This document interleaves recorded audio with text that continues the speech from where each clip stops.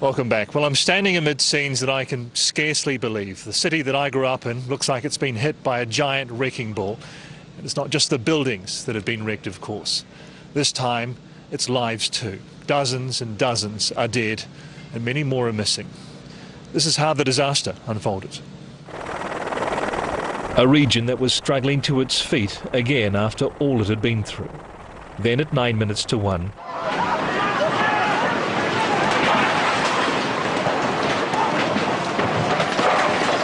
an ordinary Tuesday lunchtime, the earth roars louder, more violently than before.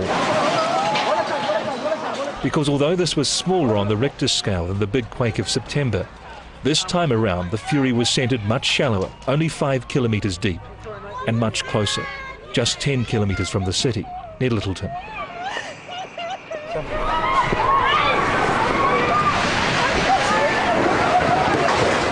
It hit like a bomb. It hit like a blitzkrieg of bombs.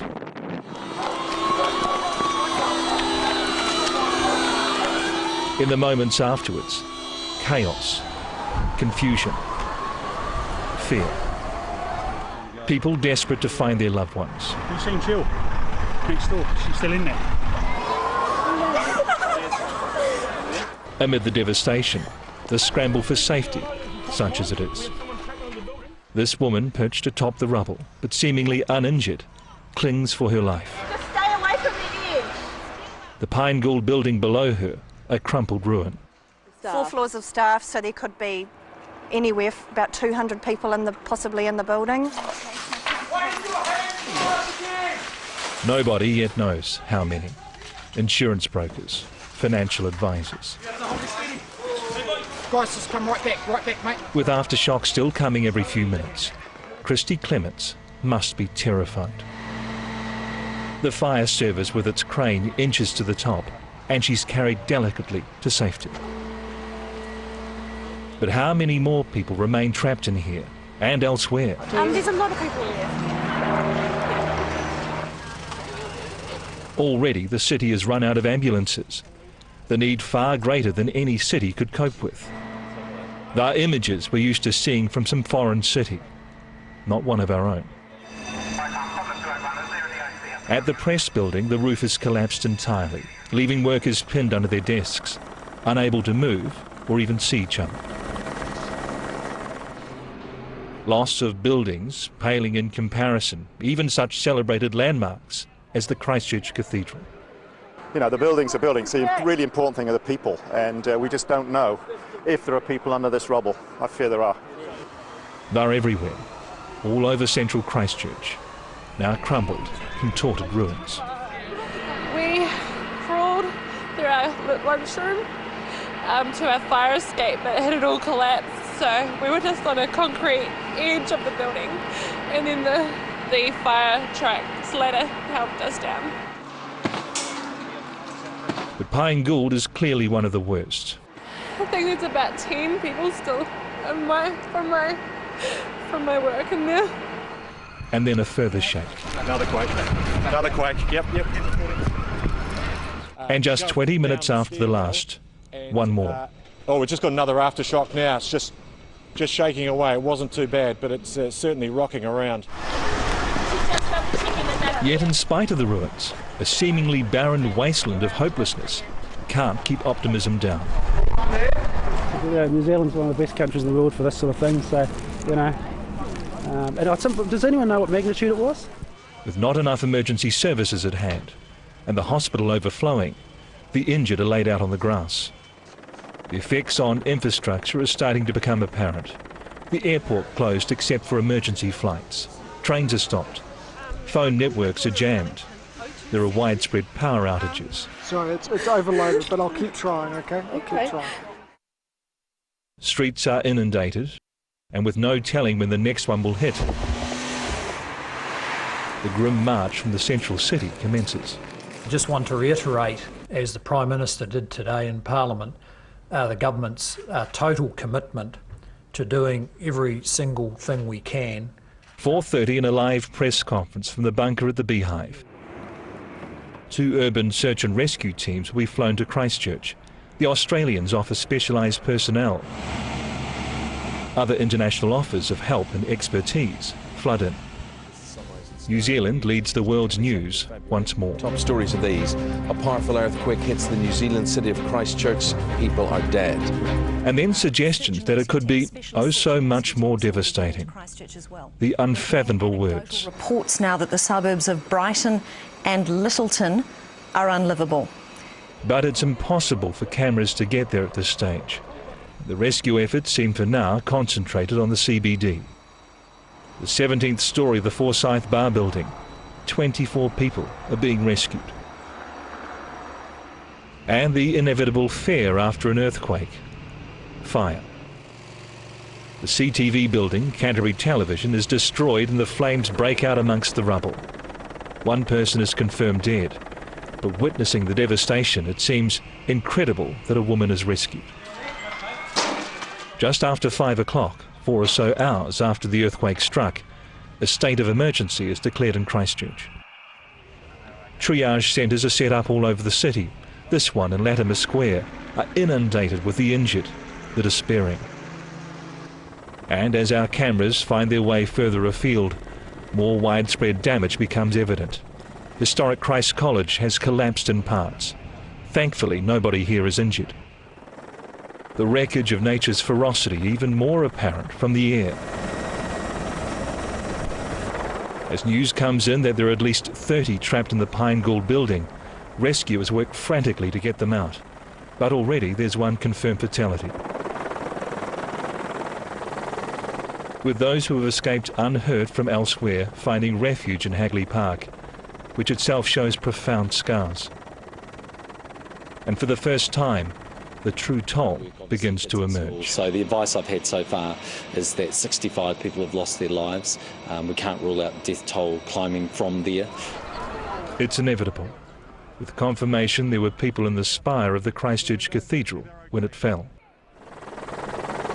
First pictures begin to come through from the air over Littleton and Sumner.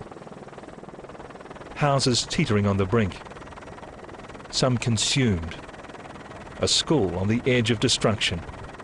A drawn Deputy Prime Minister fronts the latest press conference from the Beehive. We've also taken up an offer from the Australians for the assistance of further search and rescue personnel.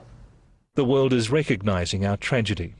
The United States and the United Nations have also offered assistance. The ongoing effort isn't just for those alive and trapped. It's for the recovery of bodies. At the devastated CTV building are being carried out in their numbers. As reports begin to come through that the death toll has risen drastically. We have unconfirmed reports, and I should stress these are unconfirmed reports, that the current death toll of 65 could rise to 2 to possibly 400.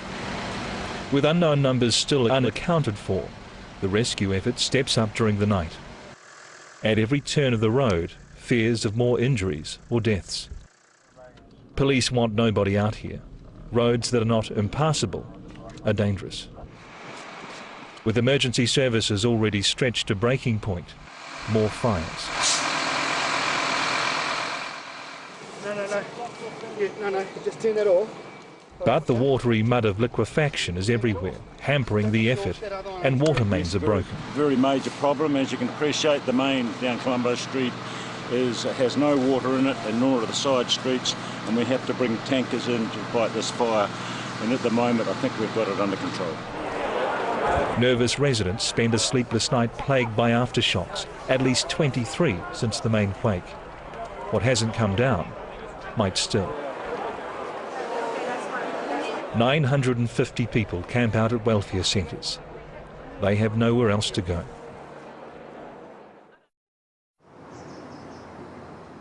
If yesterday was our darkest, the new day dawns with an overwhelming sense of apprehension about what it might hold. Civil Defence Director John Hamilton manages the crisis from the bunker beneath the Beehive, fronting the media to keep the country informed. At least 100 people are still trapped at 6 major sites. Nobody knows how many are alive, how many are dead. I can't tell you how deeply upsetting it is for us to be losing people at this time. And especially 6 months after that first earthquake, we've had 6 months of repairing, we've had 6 months of pulling our city back together, and in a matter of seconds, everything that we have done has been wiped out. There are tales of hope to keep up the spirits of rescuers. Pulling 8 people from the devastated Pine Gould building overnight. They're going to extraordinary lengths to save the trapped. A story emerges of one woman having both legs amputated in order to be freed. And they've been hearing tapping from within the rubble. Superintendent Dave Cliff is running the operation. We've tried to get it as quiet as possible overnight so we could hear tapping. The urban search and rescue dogs have been out so they can look for people that are trapped as well. Everything we possibly can do to get those people who are trapped released is our absolute priority. Look, I realise that it's sounding harsh. We know there are individuals who have deceased within the rubble. And look, it is tragic and there's no other word for that, but our priority has to be with the living and rescuing those who could potentially have survived. This will be, the story of the greatest tragedy and also the greatest survival stories. People have walked out of buildings with virtually nothing but a scratch, and others have had the most horrendous injuries, but it really does go from one extreme to the other. In a disaster, death affords little dignity. The authorities can only try their best. Many bodies are now secured at a temporary morgue at the Burnham military camp. Others lie covered up on the streets, while the focus is on survivors. It's more sombre evidence, if it's needed, of the scale of this tragedy. Everyone in the country, it seems, knows someone affected in some way. My own brother helped pull a woman from a bus crushed under the rubble.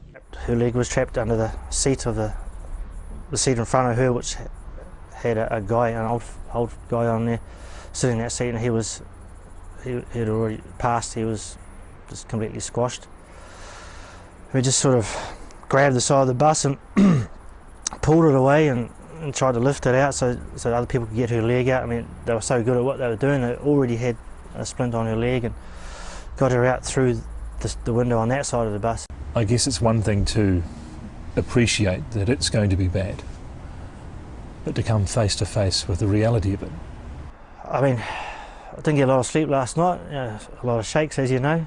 You were here in town, but I mean, just seeing the old fella's face all the time, and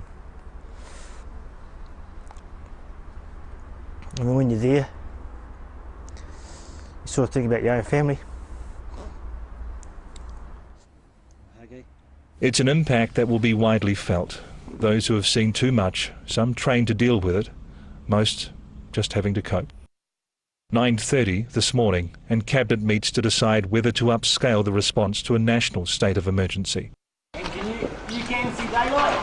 10:30, and one more person has been pulled alive from the pancaked Pine Gould building, and plans to save another. We've got one live victim. The USAR teams, we've got police ambulance on scene. We are making way into the building to try and extricate the lady. She's conscious, she's talking. She was able to give us a telephone number. We don't know the full extent of her injuries, but obviously she's in there, she's alive, and we're doing everything we can to get that rubble and concrete and twisted steel out of the way. Come up and see if you can see at top level. But the scale of the recovery effort needed becomes more apparent with confirmation of the death toll rising further. We've got 55 bodies in the temporary morgue. Now, those individuals are yet to be identified in terms of confirming who they are with loved ones, but 55 bodies. We have another 20 bodies that we're aware that are yet to be returned to the morgue. But there are 300 reported missing, uncontactable, which doesn't mean necessarily that they're injured or dead, just status unknown. The earthquake that struck the Canterbury region at 10 to 1 yesterday has wreaked death and destruction on a dreadful scale. There is no reason that can make sense of this event, no words that can spare our pain. 11:30, the Prime Minister declares a national state of emergency. We are witnessing the havoc caused by a violent and ruthless act of nature.